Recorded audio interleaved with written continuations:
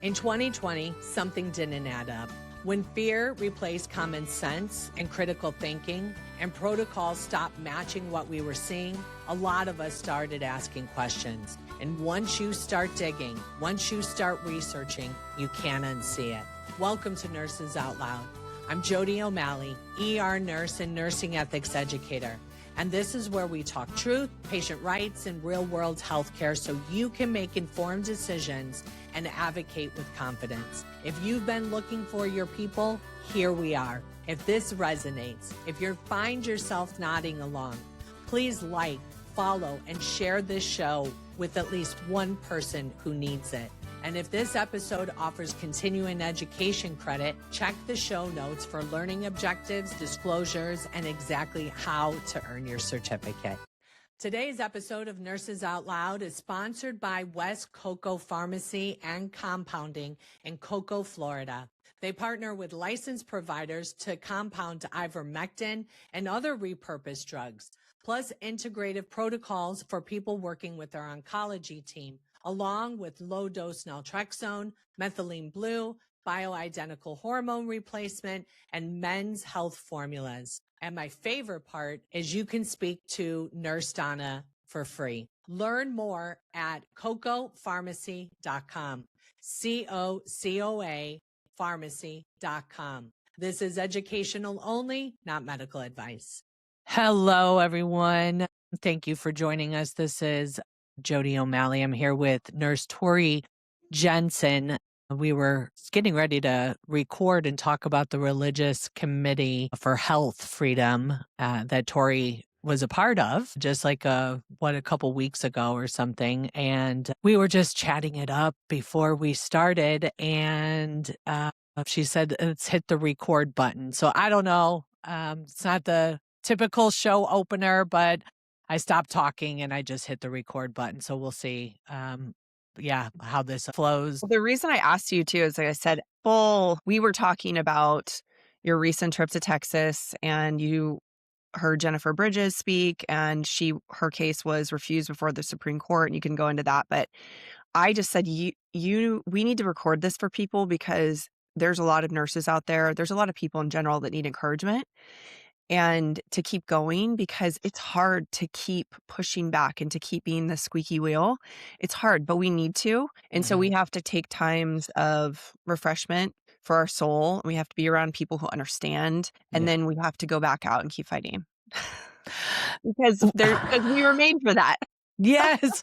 Well, so what happened was Tori asked me, she's like, how are you doing? And I don't know, I almost started crying and tears just welled up. And I said, well, you want me to be honest with you? Because I tried to just be positive, forward facing as much as I possibly can. And the people that understand, that have been in this fight, that I can really open up to, I do. And I do it without shame. And I just really come with an open heart. But what I had said was, yes, that I had taken a couple weeks off. I wasn't planning on taking any time off of doing the podcast. I was going out to Houston to hang out with Nurse Jennifer Bridges, who is another warrior in this fight. I just did a show. I titled it OG Nurse Whistleblowers, because that's exactly what we are. And so you can listen to that. But I just didn't record because I didn't want to be on my phone the entire time. And it's been hard to come back and to want to do this, because it's for the kingdom. Okay. Because if this was anything short of being for the kingdom of Yeshua, I would have stopped doing this a long time ago. Tori. I was just at the Religious Liberty Commission, which is a Trump assigned commission with a group of people who, there's lawyers, there's people of faith on there, there's culture, people from culture, authors. And the reason I bring that up is because I was encouraged. Okay. I was so encouraged to be there for that. A little bit about my story. I was a registered nurse, or I am a registered nurse and registered dietitian. I worked for Kaiser all through the pandemic. And then in the fall of 2021 in California, we had a mandate, and my to get the vaccine, and my religious exemption for that mandate was denied, and I lost my job. So that's how Jodi and I obviously got connected, because it's a small world when we're all kind of speaking out against the corruption and people of faith, because people of faith are who the tyrannical governments go after first, because we're willing to stand up for what's right.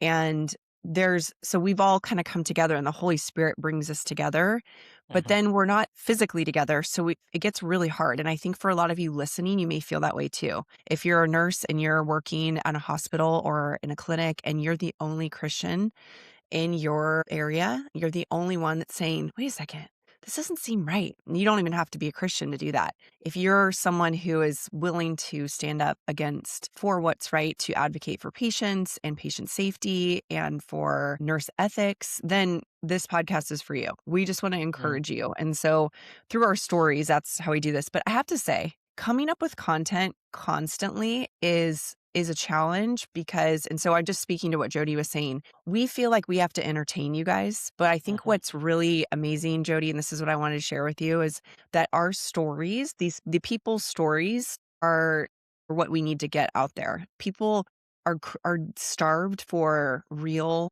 authentic connection, and we have so many overproduced podcasts and overproduced clips that we're constantly hitting our dopamine, but those like real stories and real connections, that's what I'm craving. I can't stand something that's overproduced. I won't even listen to it anymore, even if the content's good, because it's just it's something about our human brain knows that we're kind of done with that we need something more real in our life. So what's real is the Bible and Jesus and a relationship with him. And that's why we do this. But we need to take time of refreshment so we can come back for it. Well, and that's so true, right? We ask people what their identity is. And my identity is first as a follower of Jesus Christ, and then second, my identity is a nurse. When I'm speaking out on this platform, of course, we're all many things to many people, maybe a wife or a mother or friend or whatever. This is a really hard fight. It's been really, really hard, especially I'm spending the time with Jennifer and her talking about her struggle. Like, for example, and I'm sure she won't mind if I share this, she led the fight for the mandates against Houston Methodist. And I mean, that's 40,000 employees there. And it's interesting how the government targeted Houston Methodist to be the first one in Texas, right? Religious, Bible Belt, basically, freedom-loving Americans. They came and they brought the hammer down on Houston Methodist, which has about 40,000 employees. And Jennifer led the charge, and she did this for years. Always speaking out. She even got mainstream media time, okay? And what lacks when you are moved to be in a position of advocacy or activist, right? Activist is actually what she was doing. Your family and your friends, they suffer. And so do you. They suffer big time. And we can speak to that. And when she took a vacation with her husband and I believe it was in 2022, she had, or maybe 23, and she had been in this fight for a few years now. And they came back from vacation and he said, I need my wife back. I really want my wife back. And she said, yes, I know. You know what? After this event that she had, like 10 days later, she said, that'll be the last one that I'll do. And the next morning she wakes up and he's passed away on the couch. He just died. Have no idea why. Okay. And that was the first time I met her face to face, was because she did not even cancel this big event. She had that event, but a couple of days before that event, we laid her husband to rest. So I met her for the first time at the wake, at the funeral, at the graveside. And to know the fight that she had been in and everything that she had done, and for her to still honor that. And then for this case to get all the way up to the Supreme Court and them not even hearing it, we really did have a big heart to heart, where again, as a believer, it's like we do these things. And when we're in a position that we have given our will to to the Lord and said, okay, Father, your will be done, not my own. And he leads us into these valleys, and then not to see the fruit of it is really hard. Really hard. Yeah. Well, just that makes me think of all the many times people have said to me over the years since I spoke out that you were such an encouragement to me. And I just wanted you to know that. Mostly it comes through social media Yeah. or later they find out and they say, whoa, you really encouraged me to stand up for my faith. Thank you for doing that. But most of the time we don't hear it. And Mhm. it's okay. That's not why we're doing it. But it's really hard to not see the fruit, and she may never see the fruit Right. of, and we know that as believers, a lot of times that's the case, but Mhm. that's not why we do it. But it's hard to keep going when you have all these other identities where like a freedom fighter. Yeah, that's like one of the hats we Yeah. wear, but it's because we know how important it is for our kids, for the next generations, for the people now who don't feel like they can speak out. Jodi, I think we have talked about this before. God has just placed that heavy burden on us to not be quiet about things that he puts on our heart. So we are compelled to go out there, but then our marriages, our relationships, our free time, all the things, it's hard to know how to juggle it all the way that God wants us to. And so we're just trying to figure it out. Yeah. We're Yeah. trying to figure it out. I mean, it's been 6 years. It's been 6 years since our eyes were open. I mean, I'll speak for myself. I mean, it came to me like a ton of bricks very early on in February of 2020 that what I was seeing was propaganda and not to pay attention to it. And as believers, we're told, do not fear, do not be anxious, do not worry for anything, right? To cast all your cares upon him. And I did that. And I was able to see clearly and actually see the truth for the first time because a lot of things that, we just take at face value because that's what we're taught in this culture of healthcare that, safe and effective and it saves millions of lives. And we do Best all these practice. best practice and all of that stuff.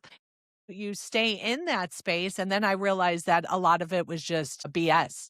And then we have what is happening with the CDC. We still don't have a CDC director. We got Jay Bhattacharya that is acting. He's the director of NIH and he's acting as CDC. Then we have the whole thing with the ACIP committee and Dr. Robert Malone stepped down. And it's just a lot. And I think for me, Tori, the reason why it's been so hard for me over this last week is because it's the same reason that I blew the whistle in the manner in which I did. Because I worked for the government. I worked for the government and I had been blowing the whistle for a year. I didn't know that is what it was called. But I was, and I was really just trying to gather all this evidence and everything. And one thing I want to tell people is to be a whistleblower, it's like the lowest body of evidence that you need. You just have to have a reasonable belief, and that's it.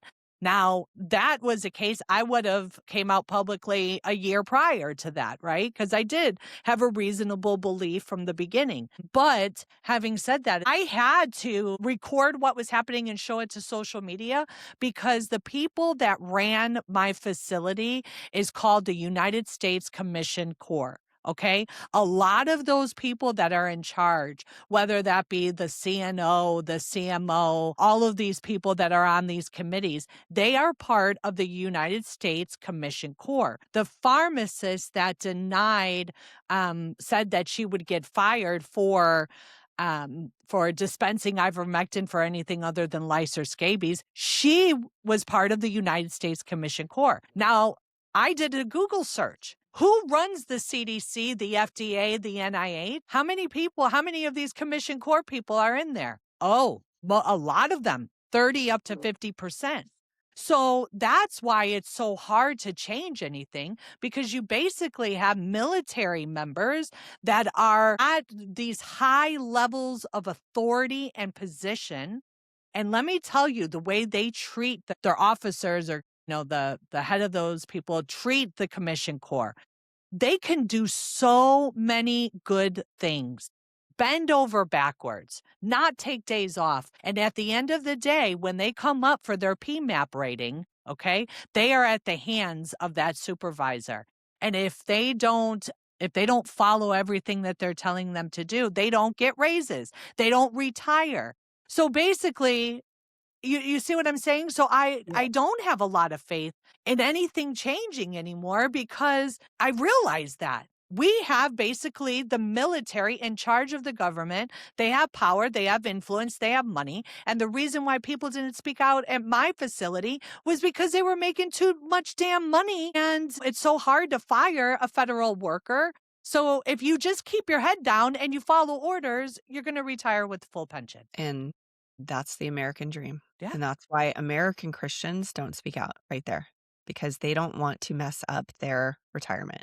That's it. That's it. You talk to Christians in other countries and they're like, "What? That's not safety and security. That's not Christianity. That's American Christianity, is that we don't ruffle any feathers, we don't get involved with politics, we don't, step outside the boundaries of love." I mean, Jesus loved us. That's why he died for us on a cross. It's Holy Week. It's a big deal. But we're also the ones that are supposed to advocate for those who can't advocate for themselves and do the right thing.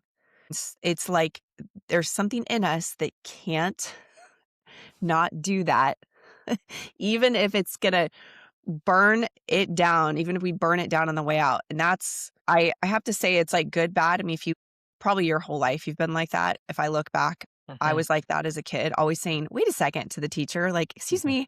And the teacher's like, "Who's this kid?" Yeah. Always asking, "Why are we doing this? This doesn't make sense." You ask too many Like, questions. you ask too many questions. So if you have a kid out there that does that, they may be a whistleblower one day. I don't know. Just saying. I have to say, though, selfishly, I was really encouraged. I say selfishly because Mhm. there's so many people that are in our shoes, maybe didn't go public with their fight for the mandates or for medical freedom or for any of the very strange things that are violating our religious freedom as healthcare workers. I was encouraged because I got to be a part of this thing happening. And I said, I'm so lucky to be here and to be witnessing and realize that I'm in this club with all of these people. Mhm. And not everyone has that benefit. So you and I, we have it's a double-edged sword of being in the fight, but also having an avenue to it's almost therapeutic to speak out and to be able to still be in the fight. My lawsuit has over 400 people in it. Wait, you still have And an active lawsuit? I still have an active lawsuit against Kaiser Permanente. Yeah. Good. Yeah. Okay. It's moving very slow because I guess the judge that we had was close to retirement. So he basically just turfed everything. That's kind of what the word on the street is, why we still have this really long, drawn out lawsuit. But I have to say, I get together with other people who are not vocal. They're still kind of stuck in the grieving process and they don't have an avenue to deal with that grief. So if you are someone who is in the fight, I just want to encourage you that it's actually a privilege to be able to go out and continue to fight because it gives you an avenue to deal with that grief. That's how I feel. As when Yeah. it's hard, I'm like, well, I feel so blessed so that I still get to go speak about this because it's so therapeutic for me. So the Religious Liberty Commission, if you can go watch it on the DOJ website on YouTube, it's I'll about put 4 the hours link long. in here. Yeah. These people are incredible. And this is what I found the common thread throughout the entire thing was these people all stood up for their faith at great risk. And they did it anyway because it was what was right. They all spoke up Mhm. about issues that went against their sincerely held religious beliefs. They were all persecuted by either the government, yes, our government, the state, or an institution that they worked for. And not like they went after them. There's a guy, whistleblower, Ethan Haim, out of Texas. You probably familiar. If you saw his face, you would know exactly who I'm talking about. He's a young surgeon who blew the whistle. I think it was Children's Hospital in Texas. They were still doing gender affirming care Mhm. surgeries after it was outlawed. And he spoke up about this and basically lost everything, lost his life savings and lost his job, became under severe scrutiny. And that follows you forever. It forever Mhm. changes your life. But the one thing that everybody on this panel said, and we're talking about nurses, doctors, there was a therapist there, priests, pastors. The one thing that everybody said was, I would do it again. Yeah. Yeah. Yeah. I would Yeah. do it again. I would. And I'll tell you, when I saw your video that you were there, I was encouraged. I thought, oh my goodness, you were there. That is flippin' awesome because so many of us that spoke out, we don't have platforms to be able to, to go there and speak and have a seat at that table. Tell me, I understand the religious committee, they are looking at a lot of different areas. You went for the healthcare aspect. So is the point of all of this to get people together, hear from it, and then talk to Trump at the Yes, end of it and offer recommendations? exactly. Okay. Yes. So I was there for the healthcare piece of it. I am an ambassador for First Liberty Institute. So I don't work for them, Oh, but I feel so passionately.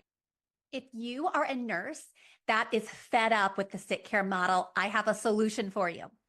My name is Melissa Schreitfetter, and I am the owner and founder of the Functional Nurse Academy.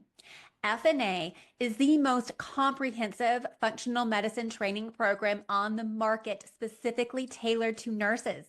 It is self-paced and equips LPNs, RNs, and nurse practitioners to practice functional medicine, address the root causes of dysfunction, and start their independent functional medicine practices. At FNA, you will learn how to order labs, functional health reports, create customized wellness plans, package and price your services, and even how to market your brand effectively. Graduates earn 90 nursing CEUs, and then they qualify for multiple board certification titles. They also will have access to our exclusive tools, such as our Functional Nurse Toolkit, our social media and marketing kit.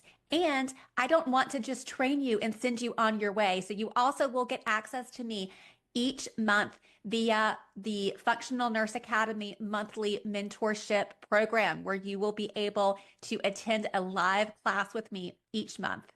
So say goodbye to sick care and start your dream career as a functional medicine nurse. Enroll today at functionalnurseacademy.com. Maybe passionately about their cause because they are a law firm that only takes religious freedom cases. And they've won 11 out of 11 at oh, Supreme Court. okay. Yeah. Wow. It's a big Is deal. this Jeff Barkey? Is he part of that? No, Okay. he is a physician out of California, Okay. actually. So I'm not sure who he may be affiliated with them. I actually don't know. Yeah. This is Kelly Shackelford. He is the CEO of that, and you would recognize him as well because he's probably the most well-known and outspoken lawyer regarding religious freedom. There's other law firms out there that do that as well, but First Liberty has won 11 Supreme Court cases. So he sits on Okay. the committee. There's Dr. Ben Carson is on the committee, Oh, yeah. and there's Eric Metaxas and Cardinal Dolan, Bishop Barron. So there's some people of faith. It's kind of a wide variety of people. And then they bring on the commission people to give their testimonies. So I actually didn't speak there. I just went as an ambassador for First Liberty and to be a witness to the whole situation and to also to bring awareness back to everybody else. Hey, this is going on. This is amazing. They're going to write a report. They're going to put together all their recommendations. And each one of the testimonies, they would ask, the people on the commission would ask, well, what do you recommend that we do here? So they actually were getting firsthand recommendations from the people about what they should say to President Trump. Something very interesting that I want everyone to kind of understand is that President Trump can write executive orders and do whatever he wants. So, but those won't last if another president takes over and disagrees with them, right? So they only last for a short period of time. And we have a unique opportunity while he is president to actually change laws because he's so helpful in promoting religious freedom. But if we change laws, then they stick, right? So they have to be strategic and about their recommendations. So because it's the long game we're playing. Yeah. Something that I was unaware of until I became an affiliate for First Liberty was that we have more religious freedom today than we've ever had in the history of the world. But it doesn't feel like that, right? No, It doesn't it feel like doesn't. that. And that's why I say it, because I said, no, it doesn't feel like that. But yes, actually, and I'm not a lawyer, so I'm going to probably butcher this. I'm going to put it in layman's terms for all of us healthcare workers out there that are listening. There was a law passed by the Supreme Court back in the 1970s, the same Supreme Court that passed Roe versus Wade. So pretty corrupt, pretty terrible um, I guess, legislature. It was called the lemon test. And there were a couple things you had to do in order to pass a law. It had to pass the lemon test. Basically, it had to have for whatever they were trying to do, it had to have a non-religious reason for doing it. Okay, I guess that's the easiest way to say it. And they overturned that back in 2022. And now there's over 7,000 cases that cited the lemon test that are no longer valid. For example, like, oh, you're not allowed to pray in school. That's not true. Or you're not allowed to put up a cross as a memorial because it's a Christian symbol, because, oh, it happens to be on government land. No, that's not true. And so now what they're doing, and it's just as an encouragement to everyone listening, is they're putting these things back up. So the 10 commandments are going back up in schools, crosses are going back up, statues of people of faith, things that are that were taken down because of this bad law are now being replaced. So it's amazing. But here's the thing about America. This blows my mind. Supreme Court can come down and say, okay, you guys have this freedom. We're ruling on this. But then in order to make it stick in all these other places, you have to basically challenge the law. So states don't have to follow it. People don't have to follow it. So we have to go sue them again. So you have to have more cases, right? It's just funny. They just go, oh, we're not doing that. Whether they don't come right out and say they're breaking the law, but they just don't, right? And so then it takes people like you and me to bring cases to the courts. So that's how we fight back. You and I can be on podcasts all day long, not to minimize what we're doing, but the where we take the most ground is in the courts. So if any of you are having your First Amendment rights to religious freedom infringed upon, go to First Liberty, ask for representation. It's free. It's free.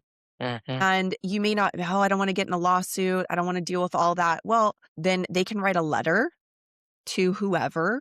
For example, as a teacher, you were asked to read a book about gender affirming care to young children. Well, turns out if that violates your sincerely held religious beliefs, you don't have to do that. And you can have First Liberty send a letter to your school telling them, hey, we need to find a reasonable accommodation. And that's basically it. It's the Civil Rights Act, Title VII of the Civil Rights Act of 1964. Your employer has to give you a reasonable accommodation so that you don't have to violate your religious freedom. So we can go into some healthcare examples on that because there's a lot. Yes, we can. Let's do that. Firstliberty.org is the website. Yeah, go ahead, Tori. So one of their cases is Valerie Klosterman. She's a PA out of University of Michigan, and I believe her case is still going. But they told her that she was not able to opt out of gender affirming care. And so that she had to affirm people's pronouns. She had to offer them transitioning hormones, and she had to sign off on her yearly DEI training that she would do all these things. And she said, well, I'm not going to do that because I'm a person of faith. I actually believe that there's a male and female made in the image of God. And so it literally goes against my faith in order to do that. And she said, I have taken care of patients for years who are same-sex attracted, and my care is the same. But to offer gender affirming care and to sign off on that and say, yes, I agree with it, I won't do it. And they fired her for it. So I just thought, man, isn't that every single one of us that we go and have to take our education for the year and in the institutions, and you have to sign off, yeah, even though it's crazy and isn't following biology whatsoever. So she's a really good case. Let me hit the high notes for like categories, and maybe there's one that interests you more than others, Jodi. So we had euthanasia, which I kind of haven't thought about in a bit. I mean, just to be honest with you, right? So euthanasia is big though right now, big. And this is big here in the United States. I know it is in Canada. It's growing. Yeah. So euthanasia, abortion, which we know, but then also there's varying degrees of it, correct? So we have Plan B, which is the abortion pill. And there is actually Plan B, like reversal by giving progesterone. So you can come in and say, I just took the abortion pill, but I would like to keep this baby. And in Colorado, they were telling nurse practitioners that they were not allowed to offer progesterone to these patients. Even though we give progesterone all the time for other things, they were saying in this instance specifically, they were not allowed to do that. Like, if that's not demonic and specific, I don't know what is. Yep. Right? So things like that. 100%.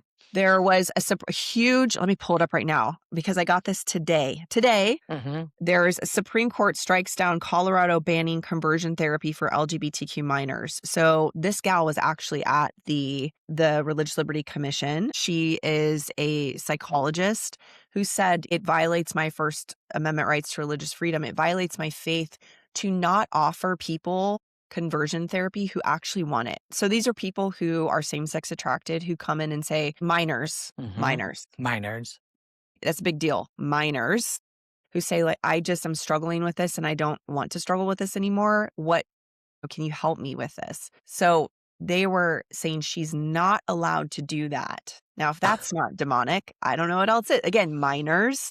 Right. So that's just kind of another piece of this. The gender affirming care is wild. Right. So there's so much of that and that came on quickly. Like, abortion's been around forever, but the gender affirming care stuff is terrifying. I feel like it's trending the other way because I feel like now that people are educated about it a little bit, even the average person is going, sounds a little crazy. Yes. I think that they started like pulling back on that because of us shining the light on it so much. Right. Yeah. And that's a big deal. There's a lot of most of us, we've been around what we used to call them transvestites, right? We've been around people who cross dress and say that they're a she or they're a he. And we don't care. Like, I'll call you Busey. Even if your name is Sam, it doesn't matter to me, right? But where they really, I think, overplayed their hand was that minors could actually leave their state, run away to these sanctuary states, and then they be protected and they can start using chemical or surgical treatment to castrate them. And that is, a lot of people thought that was just some conspiracy theory. And because it's so wild to think that we're even having conversations about this and that it's actually true. And it is true. So I do see it even in practice where nurses are, no, I'm not going to support that. I'm not going to affirm those types of things. And I'll sit there and have a conversation with the patient and maybe even pray with them because we can, we're called by our code of ethics to show up as our whole self. And that doesn't end when you clock in, or you That's clock correct. out. And then so that's a big deal for nurses to realize is that, your religious freedom or your beliefs, your values, your virtues, what makes you the nurse that you are all supposed to be honored. And you're supposed to bring that into every situation as you can. So, I think that's great that they're talking about it and that you're encouraged by it. That's amazing. There is on the First Liberty website, there's protection kits and there's one for healthcare specifically. So I encourage you to go there and download it and pass it around to your friends. I think courage is contagious, especially if you're supported. Imagine how different you would act if you actually thought that you had a law firm backing you up. Right, which is true. That is literally what First Liberty does. They will have people come to them and say, hey, this happened to me at work. And they say, oh, no problem. Let's see what we can do about that. We send a letter informing the organization, hey, this is violating this person's First Amendment rights to religious freedom. It's violating Title VII of the Civil Rights Act. You need to provide a religious accommodation for them. Here's a suggestion for you, right? So like they make it, and I'm paraphrasing, and again, not a lawyer, but how differently would you act if you knew you had a first-class law firm behind you? And that is the reality. So I encourage you guys to learn what your rights are and realize that your faith does not stop when you walk through the door of the hospital, not even a little bit. And something that came up too is that, wow, if we don't continue to have people of faith in healthcare, think about where healthcare will be in 10 years, 20 years from now. Yeah. Because people of faith, a lot of them are like, this is not worth it. I'm being persecuted here. I'm not allowed to live, to go to work and actually be myself without feeling like I'm being scrutinized for every little thing that I do. And so I don't want to deal with this anymore. But then people of faith are the ones that are willing to say, oh my gosh, I'm going to go out of my way to do the very best thing for this person because that's just the right thing to do. Yeah. Putting other people before yourself. That's a profoundly Christian principle. And so we don't want to get rid of people of faith. I want to go to a doctor that has a faith that looks at everything through that lens. When we were, you're still in the hospital setting, I'm no longer there, but I said to them, don't you want a nurse who's going to ask questions? Don't you want people like us? Like I would want someone like me taking care of my mom because I'm going, wait a second. I don't think we should be ordering that. What's that? Why are we doing this? This doesn't make sense. That's not what's best for the patient. Yes, we might be a thorn in the side of the administration, but as a patient, I want that. Oh, I want that nurse is asking all the questions. That's what I want because, and they're not easy to get report from or give report to sometimes because they have all these questions we don't have the answers to, but how many milliliters of urine did they have in the 7th hour of your shift? I'm like, this is telly. I don't know. Well, you should hear it in the ER. We're like, listen, they're alive. All the orders have been done. Read it. You could read just like I can. Yeah. Everyone's good. Everyone's good. I hope you have a nice shift. Yeah. Yeah. Another thing that I thought I want to bring up, this is stuff that hit me kind of like a ton of bricks. Okay. So the euthanasia piece, that is starting to be normalized as healthcare, and it's really suicide that it's sanctioned by the medical government and healthcare. Do we want to have, it's a question we should all be asking ourselves. Do we want to have the government and healthcare intervening with this type of situations? It's weird. It's murder. It's bizarre. I think we're the only culture ever that's probably done something like this. It's especially how fast they're making it. I'm going to say it wrong, so I'm not going to say where, but in some places you can apply for assisted suicide and then like 48 hours later be dead. Like they're just like, oh, let's go. This is in certain states, right? That's happening now. Yes. Okay. Like Washington. I think Oregon too. Oregon. Maybe? Yeah. Yeah. Yeah. Yeah. I'd really like to learn more about it, like, the details of that, because I think in a lot of ways we keep people around, with these medical interventions way too long. So at what point, yes, I'd love to learn more about what's the criteria, what's the protocol, those types of things. Well, and I just think, have you been, first of all, I don't agree with it at any stretch. So I'm just going to go ahead and say that. But like, if I'm thinking through as a clinician, have we fully exhausted all of our resources with this person? Like, they're like, I'm depressed, so I'm just going to end it. Well, do you go outside? What are you eating? Like, we never ask those questions. Do you have friends? Can we take you to church? Of course, our healthcare would never ask that. But like, okay, then let's take faith out of it for a second. What medications have you tried? But maybe we need to see somebody else. Can we switch therapists for you? Like what? It just feels like it's giving up.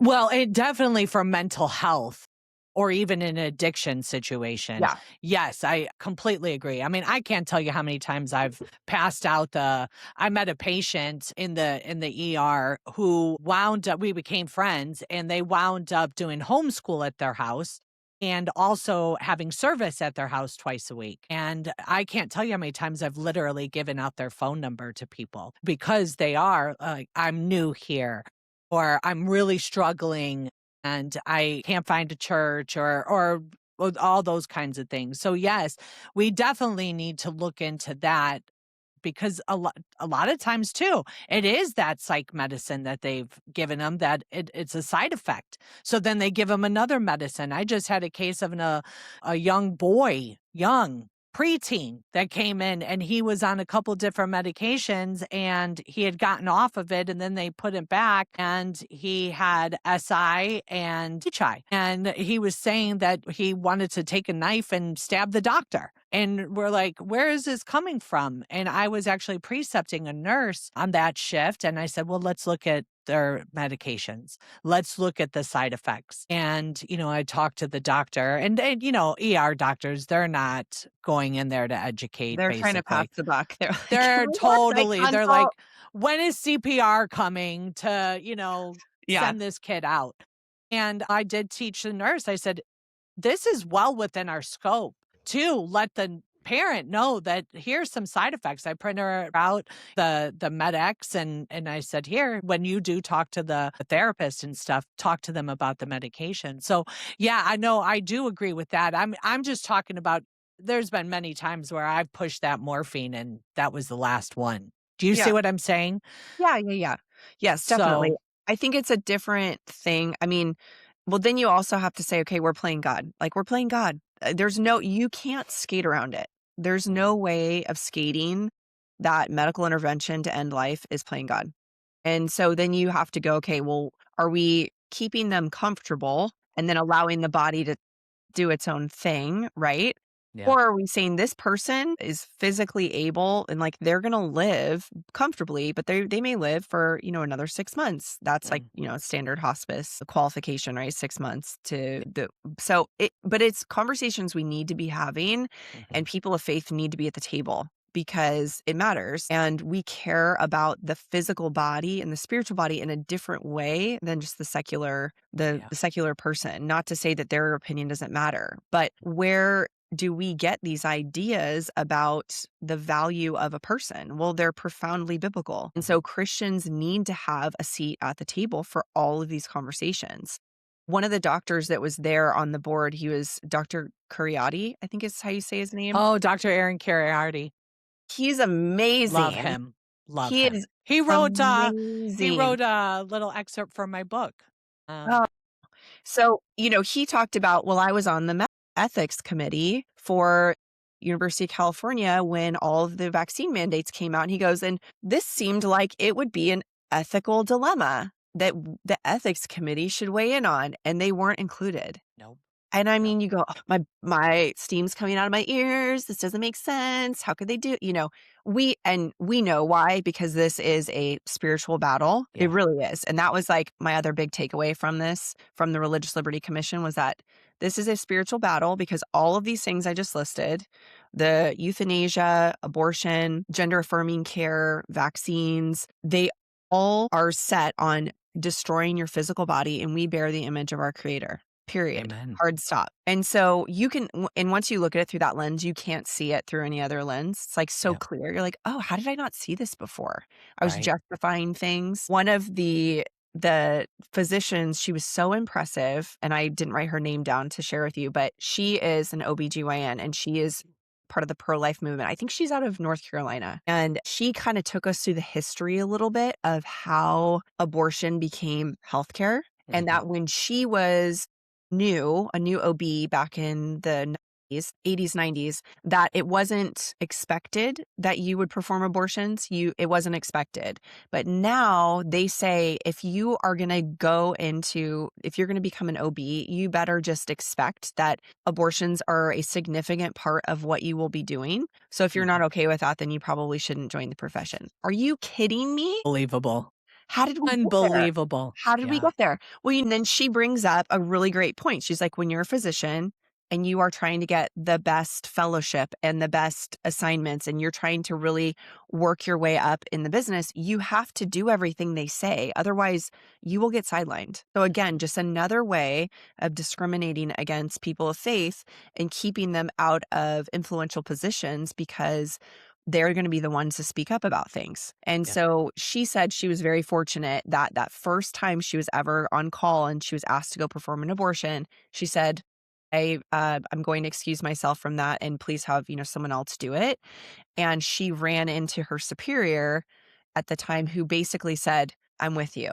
You keep doing what you're doing. You're not alone. It feels like you are, but you're not. So that's really the message to send out to everyone listening is like, you are not alone. You might be alone in your beliefs, but in your respective unit or your very small pocket of whatever you're doing, but you're not alone. Yeah, you're no 100%. And I think when you have the courage to speak, because we're together at the nursing unit with the whole team basically for 12 hours, you get to know people and you talk about current events, you talk about these things. And when you have someone, I just see how when I'm there and I speak, because I speak very open, I always tell people I'm always coming from a place of love, you know?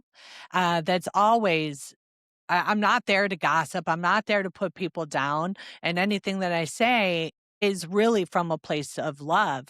And so when that's the intention, when you open your mouth and that's the energy of the words that are coming out, people do receive that and they are inspired and they are encouraged to share their viewpoint. And I can't tell you how many, I mean, it's been 3 years almost that I've been back at the bedside and still at the same company, the same place of employment.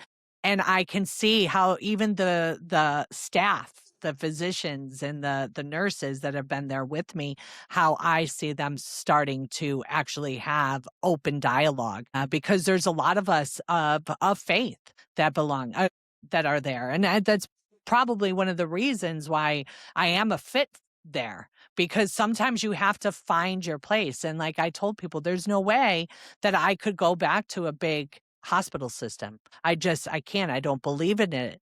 And I would be going into a bad relationship where I think I'm going to try to change something. So I work at a smaller company, but yeah, I think it's very encouraging. Even our conversation starting this off, Tori, thank you for opening it up. I'm not gonna edit it. I'm just gonna leave it as Yeah. is. Yeah. Well, yeah, I'm starved for real authentic stuff online. And so I keep that in mind when I create content because there's just so much noise out there Yeah. and so much AI. It's so bizarre. Your brain goes, that doesn't look right. So people are just starved for, so we just need to be normal, and Christians need to be normal. We need to be out in the public square talking about these hot button issues Yeah. and doing it with confidence and humility. And that's Mhm. another thing that I think a lot of is lost online is there's not a lot of humility.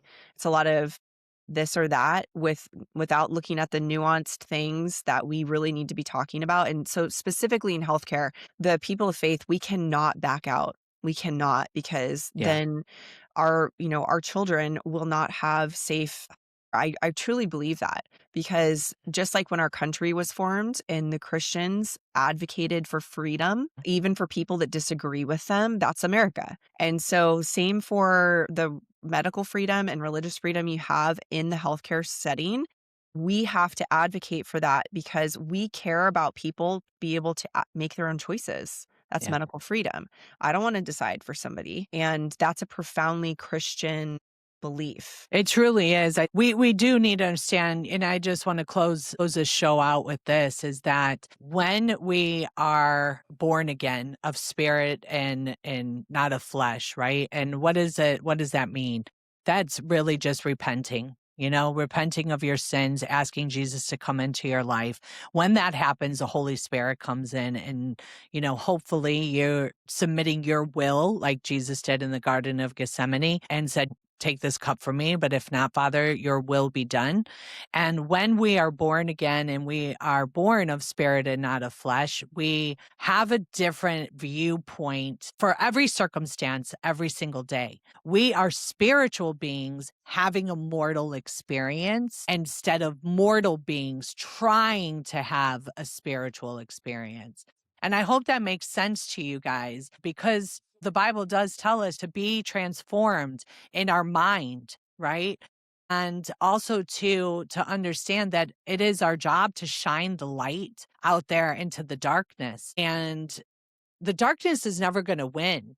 But while we're here on this earth, the enemy, it has control.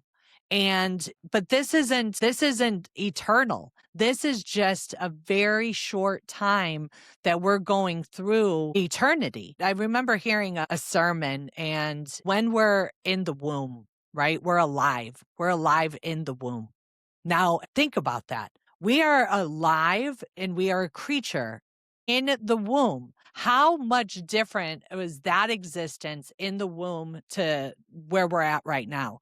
I like to look at what a huge difference of when we get to heaven. When we pass on from this world, it is going to, all of the promises that Yeshua has for us are going to be fulfilled. And we're all going to answer on Judgment Day, like, why did you do this? Why did you do that? And it's not our good works that are going to get us in. It's really just being humbled and hopefully answering the call, because he calls every single one of us. And so I don't want you guys to get bogged down with religion, because I can't stand religion in many, many different ways. I think it's more of like a relationship, but I do value us coming together, like you were saying, as believers, because I think there's a lot that we gain from that. Absolutely. All right. Any final words, Miss Tori? I just was watching the Shroud of Turin, a podcast on this, and you were mentioning light. To think that Jesus, when he was resurrected, basically had a burst of light to cast that image onto the Shroud of Turin. Something, if you aren't familiar with it, Google it. And that you and I have light emanating from our bodies. If you put us up on a infrared scanner, like we emanate infrared light. It's fascinating, and I don't think it's an accident. And so we are supposed to be the light of the world to others. And this is just a really special week. And thank you for this special time to be encouraged. Yeah, thank you. And thank you to everyone that is listening. Please share the show, like it, send it to somebody who needs to hear this message. And until next time, friends, be safe, be well, and God bless. Thank you for listening to Nurses Out Loud. Nurses are called by our code of ethics to keep learning, do the research, and lead with moral courage and integrity, especially as healthcare changes. Keep doing the next right thing, especially when it's hard. If this show resonated with you, please like, share, and follow. It boosts us up in the algorithm so more people can find us. Until next time, friends, be safe, be well, and God bless. And if this episode offers continuing education credit, check the show notes for the learning objectives, disclosures, and exactly how to earn your certificate.